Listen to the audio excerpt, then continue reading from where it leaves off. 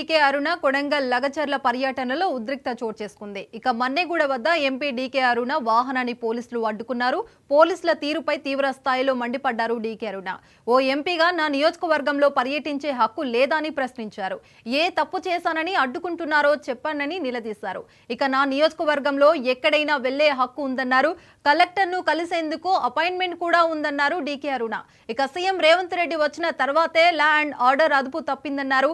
CM Revanth Reddy అన్న తిరుపతి రెడ్డిని ఎలా పంపించారని, తనను ఎందుకు పంపడం లేదని నిలదీశారు. ఇక తిరుపతి రెడ్డి కనీసం వార్డు మెంబర్ కూడా కాదని ఎస్కార్ట్ ఇచ్చి పంపారని అన్నారు. పోలీసులు స్టేషన్ కు ఎందుకు రావాలని, ఇదెక్కడి దౌర్జన్యం అంటూ ప్రశ్నించారు. తిరుపతి రెడ్డి ఎట్లా పోతారు అంతమందితోనా? ఆయన 144 సెక్షన్ లేదా? ముఖ్యమంత్రి అన్నకేమో 144 సెక్షన్ లేదు, మాకు మాత్రం 144 సెక్షన్ ఉందా? ముఖ్యమంత్రి గారు తమ్ముడు అన్నపోతేనేమో ల్యాండ్ ఆర్డర్ ప్రాబ్లం రాదు. మీరు గంట కింద తిరుపతి రెడ్డి పంపించారు. తిరుపతి రెడ్డి ఆయన ఎస్కార్ట్ తో పంపించారు.